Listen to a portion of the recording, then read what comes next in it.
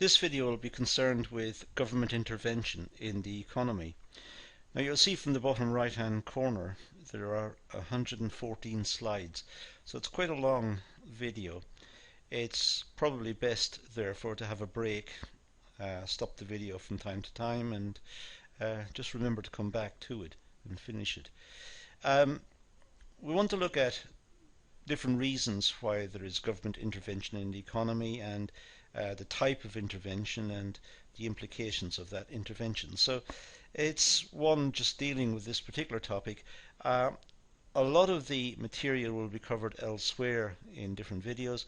I will just want to float across a lot of the points and mention areas where there's intervention.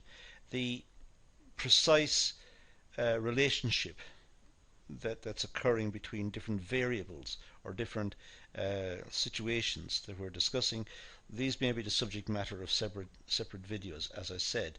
So I'm not going to necessarily get too heavily involved in any analysis in this particular video. So having said that, let's talk about government intervention in the economy.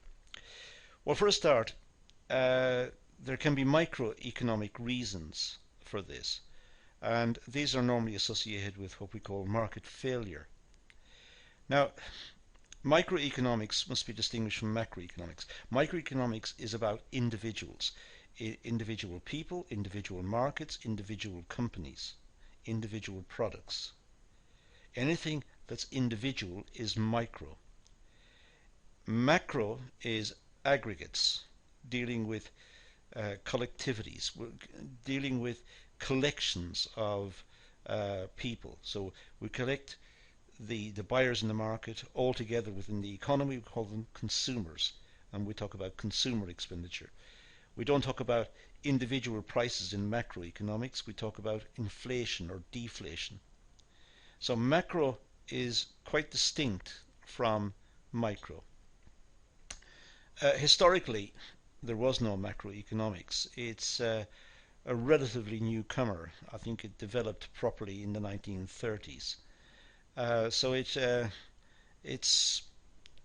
newcomer to the scene, but we now have the distinction between macro and microeconomics that we need to be familiar with. And as I said, microeconomic reasons for market failure, for intervention in the economy, are normally related to market failure. Now, this again is the subject matter of a separate video, but market failure, just very briefly, is when markets can't make the good or can't deal with the good or the product.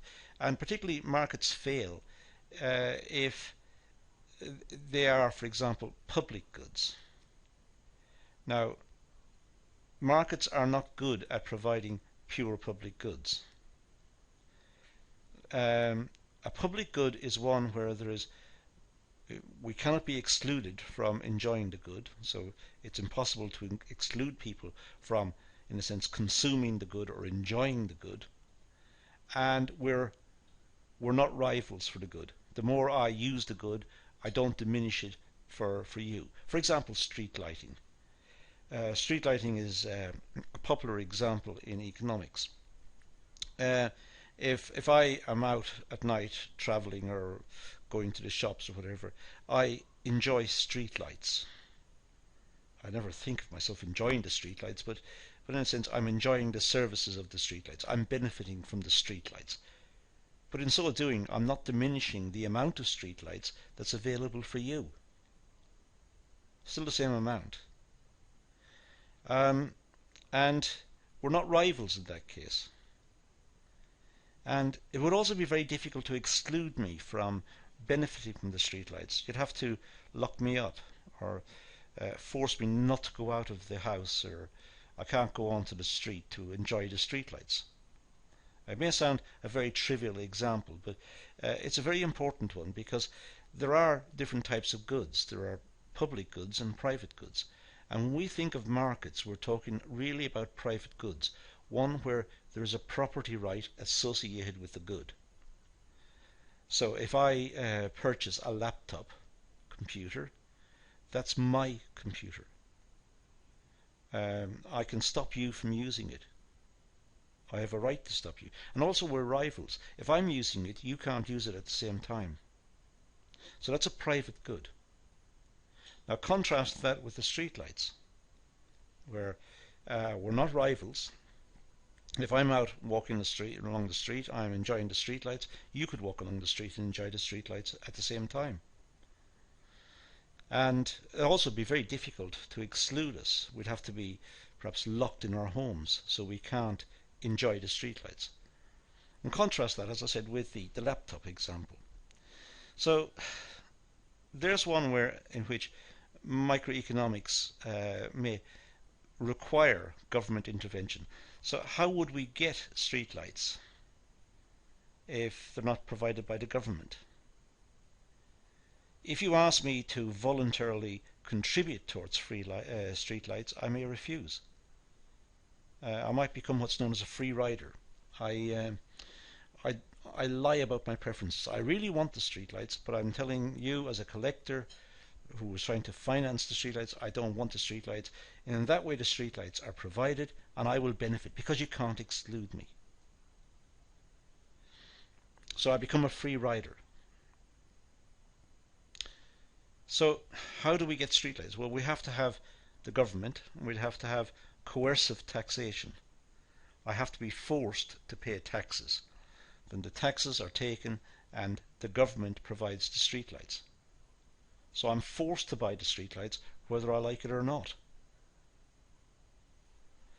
Now it's a very controversial area. It's one where there can be a lot of debates and a lot of arguments, as you can imagine, but we're not going to get into that here. I'm just merely stating this is an area of market failure. Markets can fail in a variety of ways. They can fail because of poor information, that the buyers and the sellers don't have the same information, in which case the market can fail.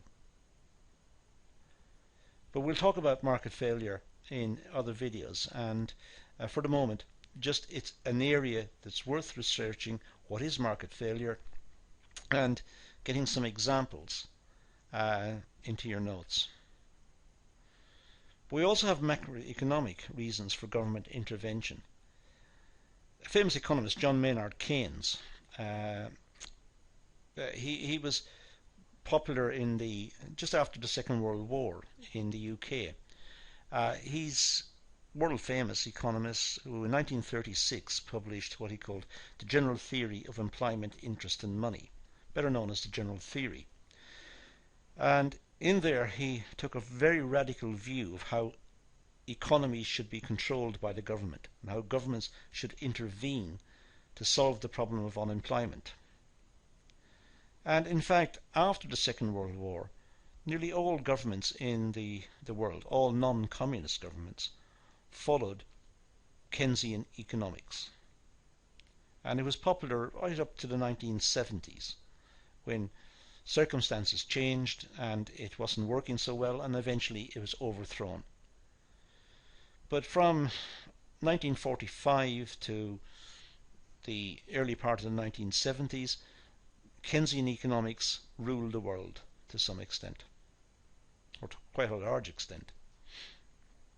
So these are two areas where the government intervenes. The government can intervene to try and promote employment, or it could intervene because markets are deemed to have failed.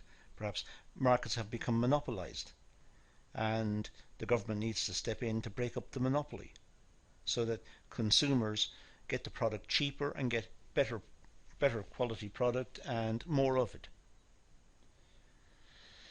Now the need for intervention, well, microeconomics, the natural working of the economy can sometimes give undesirable or unacceptable results. Sometimes the economy working, just left to work on its own devices, can lead to mass unemployment. It could lead to faulty products being produced, ones which are dangerous for the customers. It could lead to bad trading practices. So the government might be needed to intervene for a variety of reasons. In terms of macroeconomics, high levels of unemployment would require government intervention. At least that's what was held under the Keynesian system. Nowadays, we still rely on markets to solve the problem of unemployment. If there's high unemployment, then what we need is not just more demand in the economy, leading to more sales, but we need a more competitive economy, one producing better quality products at a cheaper price.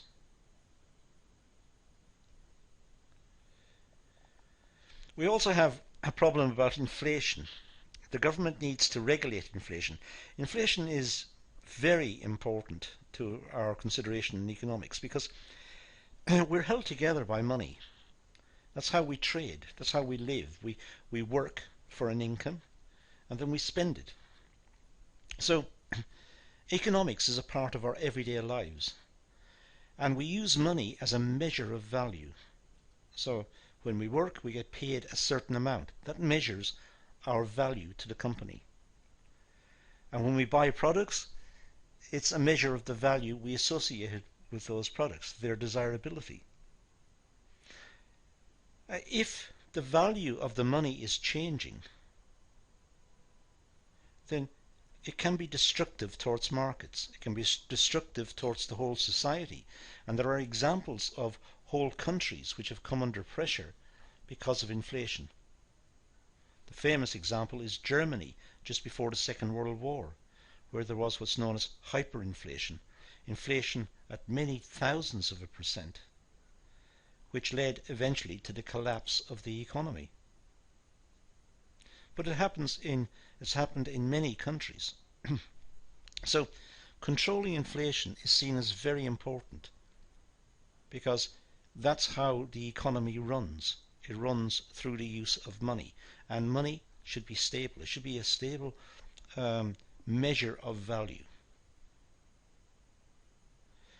We also need the government to promote economic growth. We like to have more goods and services. We like to have a higher standard of living, and we get a higher standard of living through having economic growth.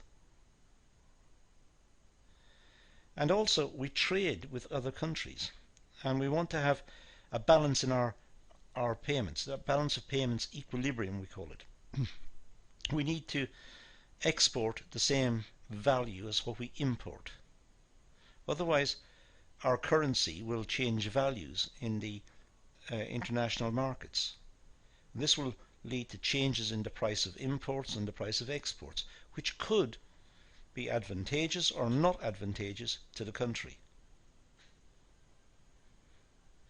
And if you look at an economic system, then it ranges from, in this diagram, from fully centralized planning on the left-hand side, which we'd call communist or call left wing. If it's fully centralized planning, then there's no private business. Everything is controlled by the government. Now, it's difficult to imagine a society like that. Perhaps in the present time period, which is 2016, North Korea could be an example of the government trying to control the whole economy. But it's very difficult for the government to plan out production, plan out all the goods and services we require.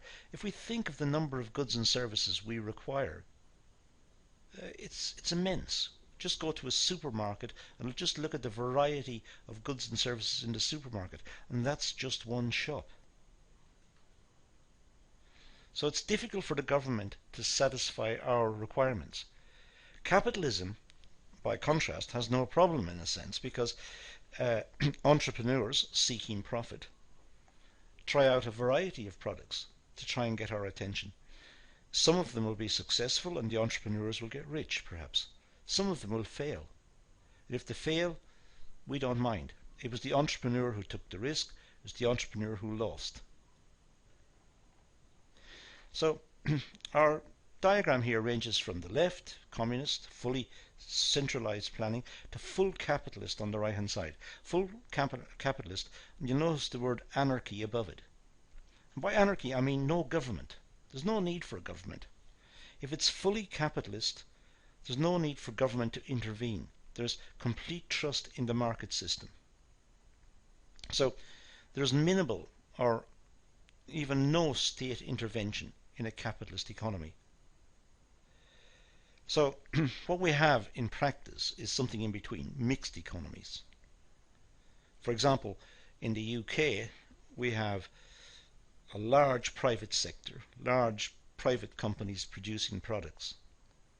We also have a large public sector providing a lot of services, education, health, information, pensions, roads, street lights. So we have a large public sector, and the two of them coexist. And most economies tend to have a mixture of both. Some more one way than the other, some in the center. It's difficult to say, but that little diagram or that little chart illustrates how we can classify economies. So how much intervention? Well, we could have non-quantitative intervention, such as the list I've got on the slide. Here we have regulations of the markets, for example, consumer protection, labour market laws, competition policy, regional policy. And there are others, but these are non-quantitative. These are just ways in which the government has intervened in the market to regulate how we conduct our affairs in markets. We also have quantitative measures.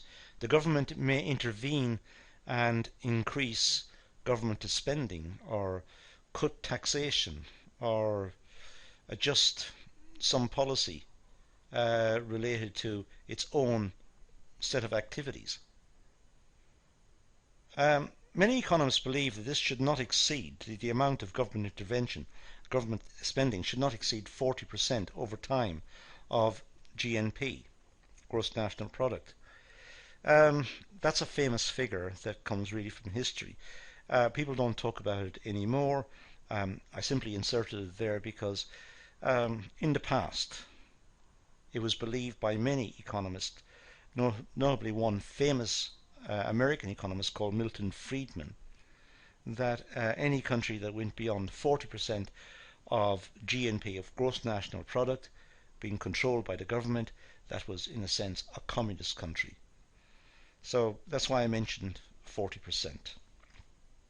But the government can intervene to change taxation, corporate taxes, taxes on expenditure, value-added tax, personal taxation.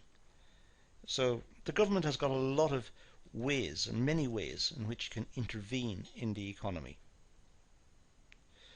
So government intervention at the micro level. Well, at the micro level, the government may wish to make the market mechanism work better. For example, it might want to punish monopolies, because monopolies produce a single product, usually at a much higher price than the market would. So the governments may look at monopolies to see if they're working in the public interest.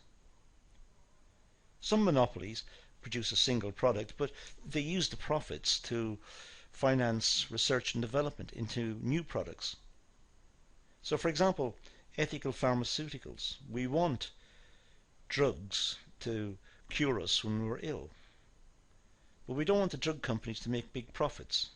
But if the drug companies don't make big profits, then they can't afford research and development into more new drugs that will help us in the future. So there's a balancing act to be worked out in terms of monopoly. Could also relate to something called externalities. Externalities are non-traded interdependencies.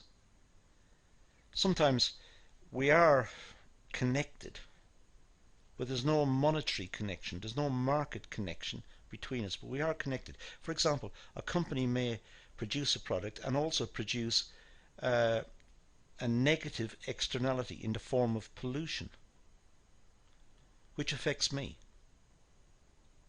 But the company doesn't compensate me for polluting the atmosphere. So that's called a negative externality, and the only way to deal with that is effectively to get the government to stop them from polluting the atmosphere. Some economists think you can stop companies from doing it by trying to internalize the externality, by having the companies pollute but pay for the privilege of polluting.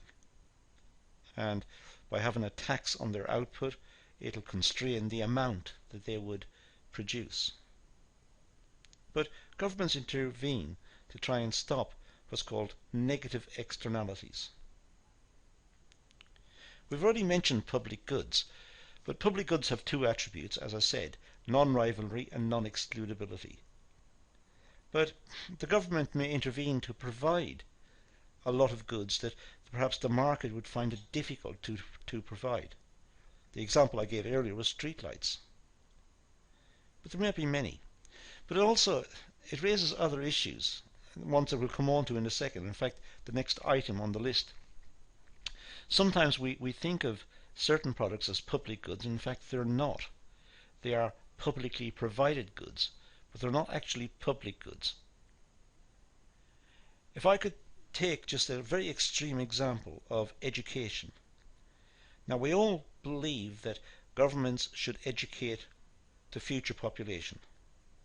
They should educate children. And most people would subscribe to that. Well, is education a public good? Should it be financed out of taxation? Well, apply our two criteria, non-rivalry and non-excludability. Are the children rivals for the attention of the teacher? Well, yes, they are. The more children in the class, the more they become rivals. Can they be excluded? Yes, quite simple. They could be expelled from school or excluded at the gate, not allowed to attend. Now, I know these are not desirable, but I'm just trying to illustrate a point here that it's a publicly provided good. It's what we may call a merit good. It's a desirable good. We believe that it should be provided. We want to have a cognitive population, an intelligent population, so the state provides education. Could also intervene to regulate demerit goods. Now, demerit goods are undesirable goods. For example, smoking. So in the UK, the government is very aggressively pursuing a non-smoking agenda. So it's difficult for smokers to smoke in public or in restaurants. They're not allowed. They're going to ban smoking in different areas and so on. It's a campaign to try and stop smoking because the government believes that smoking is injurious to your health. Markets can also fail because of information failures. For example, if the buyer and the seller have different information about a product, the market may fail. If the seller knows the product is very good quality, but the buyer doesn't know this, the buyer may offer too low a price. The seller thinks the product is a very good quality and deserves a higher price. So much so that the two may disagree and no sale takes place. The market has failed. The market has failed because of information differences. There could be also a factor immobility. This is when perhaps workers find it difficult to move from one area to the next. Perhaps there's a demand for workers in one area and the workers live someplace else. They find it difficult to move because there's no housing or transport, or so the government may intervene to try and facilitate the movement. But you also get factor mobility on the job. You have people who are working in a particular task and they may be required to do different tasks, so they may need to be trained. And that may need government support. There's also undesirable income and wealth distribution. If the market is left for a long time, then there may be accumulation of what we call property rights. In other words, a few people may become extremely rich and the vast majority of the people stay poor. Well, that society is in danger of revolution for a start, danger that the very poor will attack the rich to try and get some for themselves. The society is unbalanced, so the government may intervene to try and tax the rich to give to the poor. There's a lot more to what I'm saying here, and all of what I'm saying deserve separate videos, which will be coming in the future. Some already exist. Government intervention at the macro level. Well, government intervenes at the macro level for various reasons. For example, to control inflation. Generally, it's believed inflation should be around 3%. It should be low, but it still should be positive, because industrialists like to see prices rising.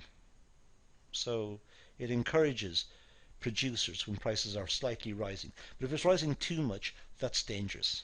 So a moderate figure is acceptable. But they also try to bring down unemployment. They prefer to bring down unemployment so that more people have jobs, more people pay taxes, and less people claim benefits. So the country becomes richer. It's able to use government resources to improve the infrastructure rather than paying for the unemployed or trying to get skills for the unemployed or encouraging industrialists to take on more workers. They also try to promote economic growth in the country. They might do this by cutting corporation tax. Cutting corporation tax means that companies are able to expand. They're not paying as much in tax. They have more retained profits, so they're able to perhaps invest in new machinery, new products, invest in more research and development, and so on. So more economic growth. And economic growth means we will have a higher standard of living in the future. And also the balance of payments. They prefer a balance of payments where imports and exports are equal. Or perhaps a small surplus, but generally speaking, a balance is desirable. The reason for that is because if there is a deficit on the balance of payments, then the value of the currency will fall. But paradoxically, if it falls, then exports become cheaper, imports become more expensive, so it tends to correct itself. So the market mechanism works in the exchange markets, and that's why many countries have floating exchange rates. In the UK we have the pound, and the pound floats against the euro and the dollar and the yen and so on. It can find its level, and it does this on a daily basis. Now the international value of the currency. Well, politicians usually prefer this to be high because, to be honest, it's a macho belief that a strong currency is a strong country, it's a strong government. But in fact, a weak currency has got its advantages. A weak currency means more exports and less imports, which might be good for the country.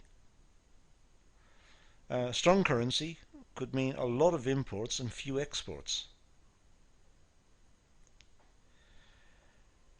I've just mentioned that, already done this, although a lower exchange rate, that exports will be cheaper abroad, also imports will be more expensive. So lower exchange rates have got their advantages.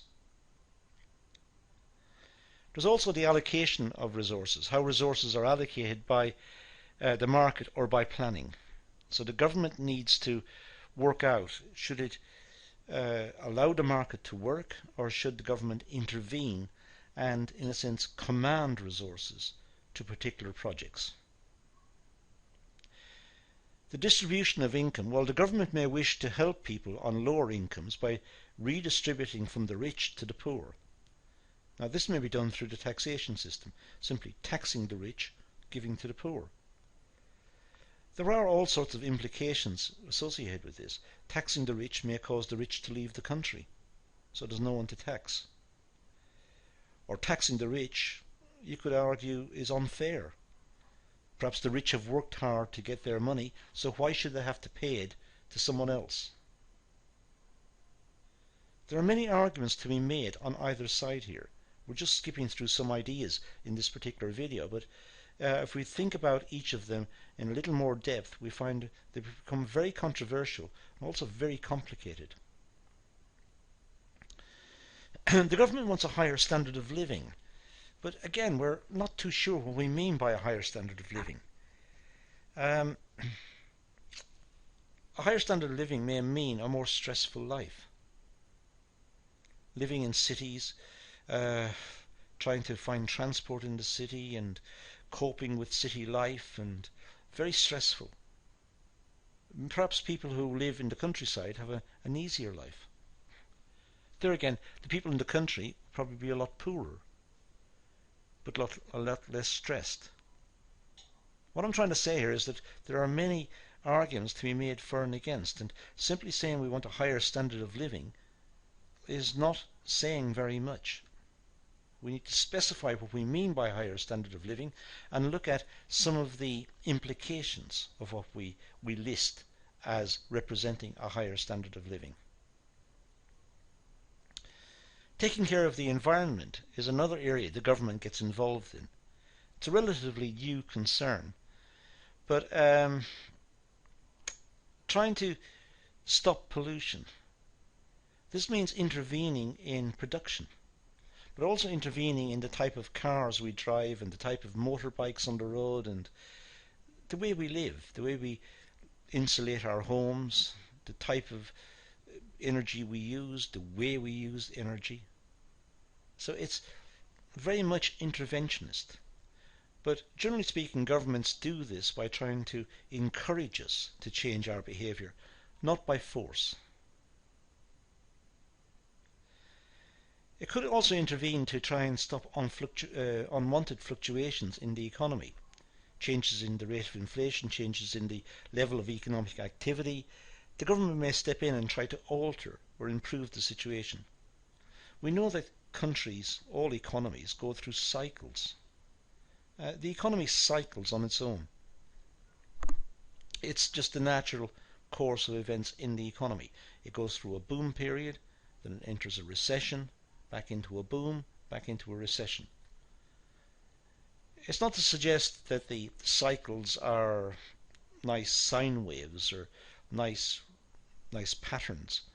It just means that sometimes economies enter into boom periods, enter into recession, almost left to its own devices. It does this automatically. And the government sometimes intervenes to try and even out the cycles. It's called a counter-cyclical policy. Again, much more popular back in the 1960s than it is in the 2016. But I think it's important we just should mention it. And then find out why it's not popular nowadays. Why it's not talked about so much in the press. We also have targets and instruments of policy. The policy instruments that the government may use to achieve the targets are as follows. For instruments, it could use monetary policy. It means changes in the rate of interest. We'll see in a second that in the UK, the government doesn't do this. It has given away the right to change the rate of interest to the central bank, to the Bank of England, and to one of its committees. But the government could use monetary policy as an instrument. Could use fiscal policy, changes in taxation and government expenditure. That's what we mean by fiscal policy. Could use competition policy, making sure that monopolies haven't developed and that people are trading fairly and there's no cartels or cheating going on in the market. Could use regional policy. Sometimes governments look at the the country and decide some areas are underdeveloped, other areas are overdeveloped. Here in the UK, London is highly developed. But there are other parts of the country, the North East and parts of Wales and parts of the Midlands, which are underdeveloped. So the government may give those areas special treatment to try and encourage industry to settle there, to create more employment in those areas. Try to pull industry and commerce away from London. So it uses regional policy. It can use exchange rate policy as well to try and influence imports and exports. So the government may intervene in the market if it decided, and let's say in London it could sell pounds on the market. Now that will force the exchange rate down. Forcing it down will lead to more exports because the pound is cheaper, so people will buy more British goods. And imports become more expensive. Could be labour market policies, making sure that trade unions are not just calling strikes without any good reason. It could also mean that there's labour market policies in terms of training and working with the trade unions to try and bring about a better climate for training and development and apprenticeships, and so there's a better cooperative atmosphere within the labour market. And it could also be related to what's called supply side policies, and we'll talk about these later on as well. But supply side policies means cutting taxation, cutting bureaucracy for government, making it easy for people to set up businesses, making it easy for people to trade. We'll talk about supply side later on.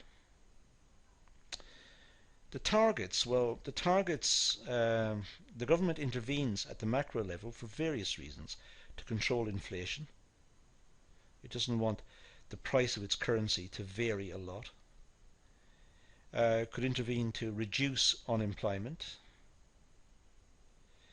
Could intervene to try to increase economic growth. Or to have a balance of payments, equilibrium. Or to ensure that resources are being used effectively and properly. To influence the distribution of income so there's not just a few very rich and a lot of very poor. That more people have opportunities to acquire wealth by working hard, by setting up businesses, by trading and so on. And improving the standard of living of the people. In other words, that they have more choices when they go shopping. They have more ways in which they can satisfy their needs, and they have more disposable income with which to buy the products that are available. And also regulating the impact on the environment, making sure that we're not damaging the environment. We're not adding to greenhouse gases or causing global warming, or we are trying to produce in a way which is consistent with our survival on this planet. Look at the instruments again. Well, fiscal policy, that's government expenditure and taxation. Monetary policy, changing the money supply, which is a way of changing the rate of interest. The rate of interest is just the price of money. So the price of money is determined by supply of money and the demand for money. So the government may intervene to try and determine the rate of interest. The rate of interest will then impact on the level of investment. It will also impact on the exchange rate. Because if there's a high rate of interest in London, many foreign investors will want to put their money into London, thereby demanding pounds, which will influence the exchange rate. However, since 1997, in the UK, the Monetary Policy Committee of the Bank of England has controlled the money supply, controlled monetary policy, I should say. The government is represented on this committee, but really it's the committee who determines monetary policy. So the government has given away one of its own instruments. And the reason why it does that is because it wants the best decisions made, not based on politics, based on economics. Fiscal policy, well, uses the government budget to regulate the economy. Now, there are problems with trying to regulate the economy using fiscal policy. Changes in government expenditure take time to implement, for a start. When the government decides to, let's say, increase expenditure, then it takes time.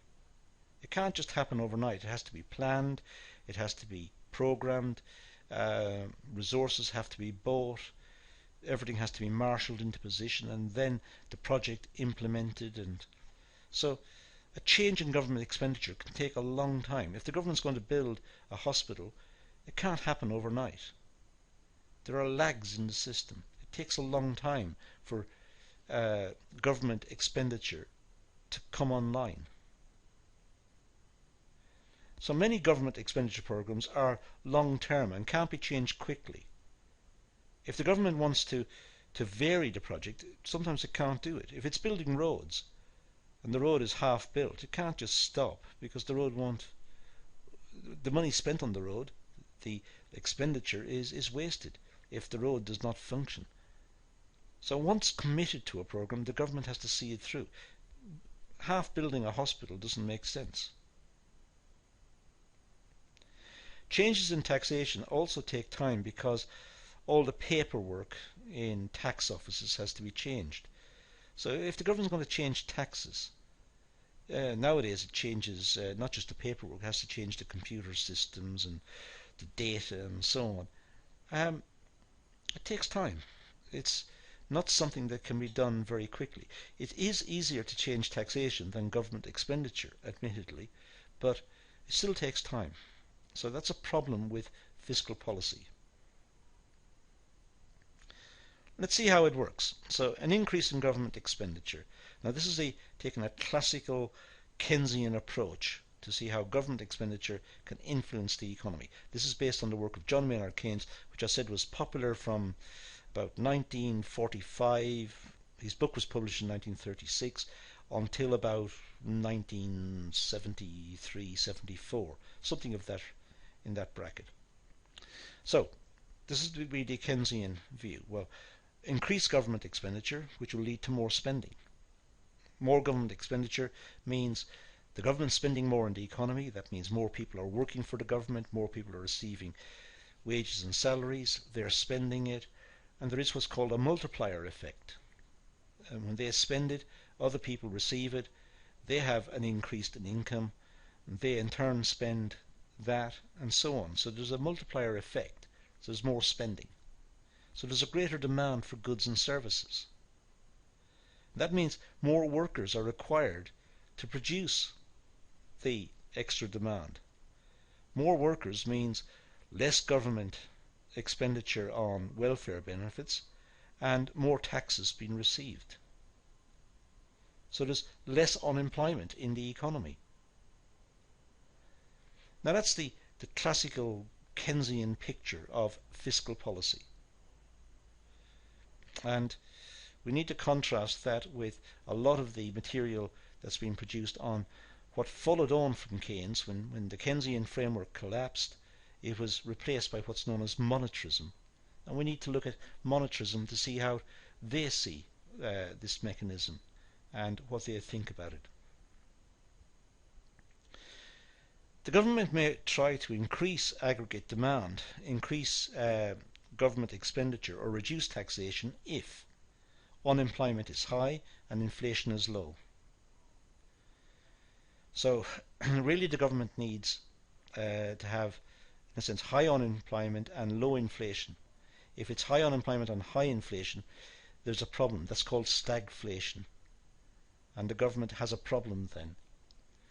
But it'll try to use fiscal policy to bring down unemployment if it's got high unemployment and low inflation. At least that was the Keynesian recommendation prior to 1974. It's changed nowadays. The policy has changed. So what we're doing here is looking really at economic history, the way in which economies grew from the end of the Second World War until about the mid-1970s. High unemployment leads to employment. Higher employment leads to higher standards of living, because more people will have income. It's a higher standard of living. Also, higher rates of economic growth. More people are working. More people are producing things. So it's a higher rate of economic growth. To increase demand, government could decrease the tax burden. That would mean people have more money to spend. They're decreasing taxes. People have more money to spend, so there'd be an increase in demand for goods and services. Of course, the people may spend their money on imports, and that is counterproductive. That destroys what the government was trying to do. But if the government spend it on domestically produced goods and services, there would be an increase in demand. And therefore, perhaps more government expenditure. If the government decreased the tax burden, there would be more demand, and more demand means perhaps more indirect taxes for the government, but also less unemployment, so more people are working, more people are paying tax, and less people are drawing welfare benefits. A contractionary fiscal policy, one that reduces the involvement of the government in the economy. So to reduce aggregate demand, they would want to do this if inflation was too high, for example. The way Keynesians believed to solve inflation was to increase taxes, cut government expenditure.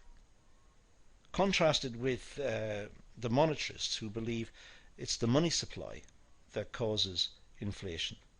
Changes in the money supply causes changes in the price level.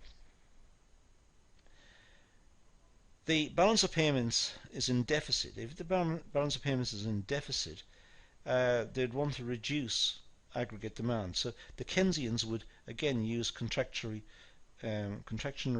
fiscal policy. They would want to take money out of the economy, which would mean the people would have less to spend and therefore less able to buy imports. So if we're in a boom period and the government wishes to moderate it, they would increase taxes. That's the Keynesian solution. Now, monetary policy. Well, this is a change in the money supply. The demand and supply for money determine the price of money. This is known as the rate of interest, as I said. And in the UK, this is dealt with by the monetary policy of the Bank of England. So I'm not going to talk about that again. Government could lower the rate of interest by increasing the money supply. It is, in a sense, a supply and demand diagram we've got here. So an increase in the money supply will lead to a fall in the rate of interest, a fall in the price of money. But a fall in the price of money may lead to inflation, because more people want to borrow and spend, and that will boost the demand for goods and bid up the prices, so leading to inflation. Now, I mentioned supply side policies earlier on in this session. The government may increase output in the economy by improving the conditions of supply. Examples of supply could be as follows. Reduce tax. That gives people more incentive to work, more incentive to set up businesses, so there'll be more supply in the economy. Reduce bureaucracy. Make it easy for people to set up businesses, less forms to fill. Improve education, so people are aware of opportunities. People are smarter. They're able to compete more effectively with producers overseas. So that can lead to more output. Better communications. Make it easy for people to communicate. Communicate with customers and communicate with suppliers. Better communications means reducing costs, more output. Improved health, so people are able to work harder, work longer. That will increase output as well. Better technology at work, better machinery, better technology in terms of production facilities and in the office more computers, better software, better hardware, more training for the workers, more output. So supply side has been improved. Let's go back to targets and instruments again briefly. Well, the government cannot attain all its goals at the same time because some goals conflict with others. And this is a problem that governments have had throughout the years. When they try to fix something, something else goes wrong. They can't seem to get everything fixed at the same time. There are conflicts. So, generally to get more of one, we must have less of the other. Sometimes that's known as a zero-sum situation. The more of one, the less of the other. So, the costs balance the benefits. There's a trade-off between the two. And often that's the case. The best example would be inflation and unemployment. We want lower unemployment, but lower unemployment could lead to very high rates of inflation. So there's a trade-off. So let's look at some examples. High growth rate with a good balance of payments. If you have a high growth rate in the economy, a lot of people spending, a lot of activity in the economy, then people will buy imports. So the balance of payments will be affected and the exchange rate will be affected. So high growth rate may conflict with a balance of payments equilibrium. I just mentioned inflation and unemployment. The more inflation, the less unemployment. The less inflation, the more unemployment. That's the classical view under the Keynesians. This in particular one talks about a curve called the Phillips curve, which is dealt with again in a separate video. But the more of one, the less of the other. And there's all sorts of conflicts like this that stop the government from achieving everything that it wants. It normally has to make a decision which way it wants to go. Even growth in the environment. If the government wants high rate of economic growth, it's going to have more industry and more pollution. So higher rates of economic growth are associated with environmental decay. And we see this in amongst the developing world. Many countries are pressing hard to become industrialized because the people there want high standards of living. But in so doing, they're polluting the atmosphere. They're polluting their environments. So there's a trade-off. Now this video has been long and we've covered lots of areas. We've essentially focused in on Keynesian economics, the type of economics that was around between 1945 and I said somewhere into the mid-1970s. It was replaced by monetarism, and that needs to be looked at because that's more to do with current economic policy. But the remnants of these discussions are still to be had in the financial papers, and often we come across statements about these issues. And people talk a lot about the problems of growth in the environment or inflation and unemployment or whatever it is. So it's important to know where they were first aired and what the issues are. So it's worthwhile stopping the video from time to time, as I said, go back over it, make your own notes and pad out your notes from the PDFs as well.